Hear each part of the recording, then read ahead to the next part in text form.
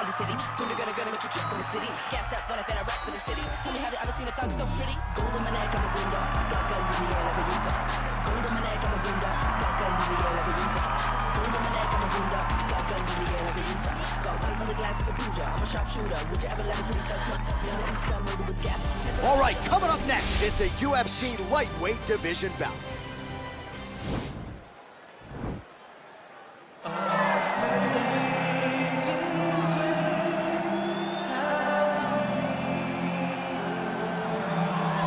Well, this young man is a really accomplished submission specialist, and sometimes fighters get offended when you call them a specialist, but most people know what he's trying to do in there, and to this point, no one's really been able to stop him. John, he will try to pull guard.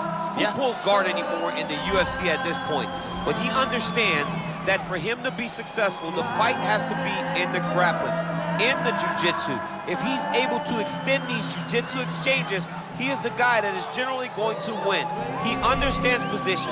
He understands going from point A to point B. He always is the one controlling the underhook. Always has the frame. Just a knowledge of jiu-jitsu that not many people can match. And you can be sure as he makes this walk tonight, he's thinking about just how quickly he can get this fight to the ground and utilize those aforementioned high-level submission skills.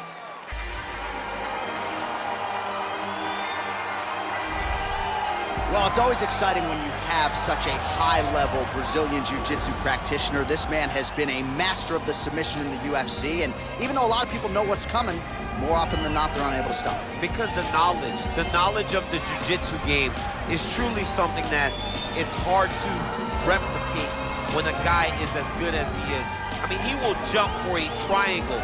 He will jump for an armbar. And as you slam him to the ground, he starts to understand, okay, I'm right where I need you right now. This is when the game starts for him. If he doesn't secure that submission, he gets you where he needs you to be in order to start to really make you drown. It's like going in deep water and getting pulled down over and over again, because every time you think, if I do this, it'll make it better, it just makes it worse. And best of luck trying to find a training partner to simulate this guy in the gym. It can't happen, and it won't happen. Ladies and gentlemen, this fight is 3 rounds in the UFC lightweight division. Introducing first, fighting out of the blue corner. This man is a jiu-jitsu fighter holding a professional record of 24 wins, 6 losses, and 1 draw. He stands 5 feet 10 inches tall, weighing in at 155 pounds. Fighting out of Yorba Linda, California, USA, Beneil Dariush. And now introducing his opponent, fighting out of the red corner, a jiu-jitsu fighter holding a professional record of 10 wins, no losses. He stands 5 feet 9 inches tall, weighing in at 149 pounds. Fighting out of Sao Paulo, Brazil, Barroso. And when the action begins, a referee in charge, Herb Dean. So Herb Dean, third man in there for this one. Ready.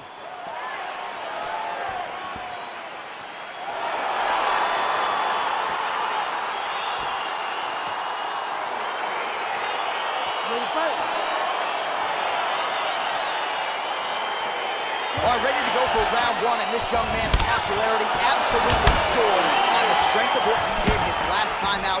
It was a win by flush knockout, kept his winning streak intact with style points, and now the challenges get decidedly more tougher. We'll see if he can keep the momentum going in what is unquestionably the biggest spot of his UFC career. Mixes it up nicely in terms of staying heavy and also staying active. Beautiful punch. All right, so there's the early takedown. He told us on Thursday he didn't necessarily see a path to victory if he couldn't get takedowns. That is certainly a good sign. Right away, he got the takedowns. I don't believe they could have imagined that it would work so well so early. Great job. Strong bottom work here, staying busy. Close guard. All right, so you got to be careful playing on the ground with this guy. You don't want to mess around for too long. Oh, wow, that happened quickly as the fighter reverses position there on the ground. Unbelievable position change. Wow, what a transition. This is a terrible position.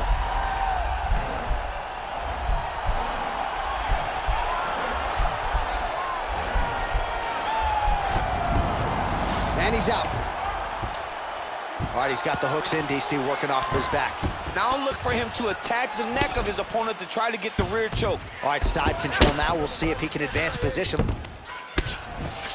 Close guard. All right, bottom fighter here, maybe looking to hip escape, DC. Might be a submission attempt here, champ. I mean, you cannot sit in a full guard. When you sit in the full guard, you give these guys so many opportunities. Oh, nice job to reverse position on the ground. It was bad, but now it's not so bad. What a fantastic sweep. Looks like maybe he's trying to get an arm underneath the chin. He's side to side, trying to get a bulldog choke.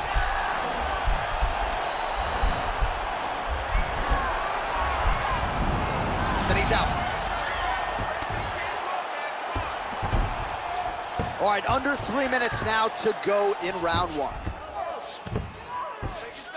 Well, he's got his back now. Well, you know, I don't like the gi very much, but I have an appreciation and a healthy one for these type of transitions. You can tell he's been in a gi at some point in his life with the way that he moves so freely. I'm skipping jiu-jitsu next week, too. All right, he continues to bully his opponent here, really manhandling him on the ground.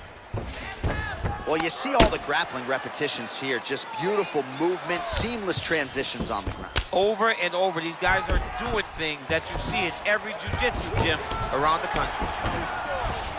All right, operating inside the closed guard now. And he's back to his feet. Good sign for him there. Dariush gets caught by that straight punch. That'll get his attention. All right, he engages in a single collar tie here.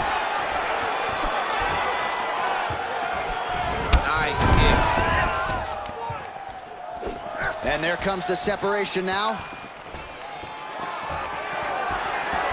Trying to establish that jab once again. Now we're going.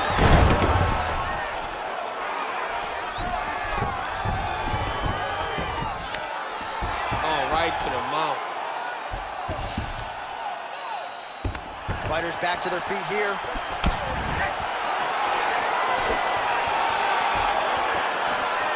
All right, single collar tie now. Big powerful punch lands. Now he gets back in range.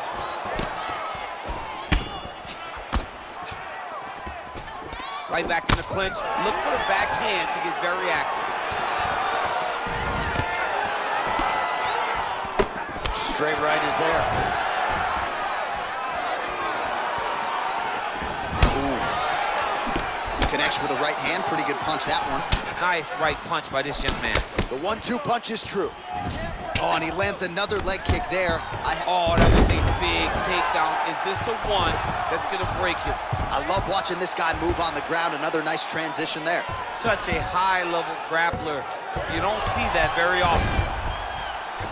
A lot of top pressure being applied here.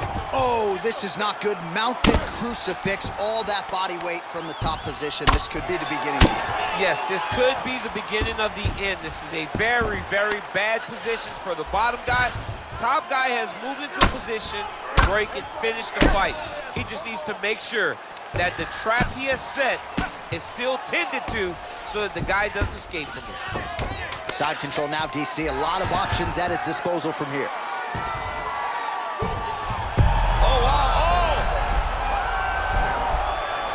Oh, and there's the horn at the end of the round. So the fighter was really caught in a submission there just as the horn sounded. Safe to say he was saved by the bell there. So back to the stools they go. 60 seconds to recover here.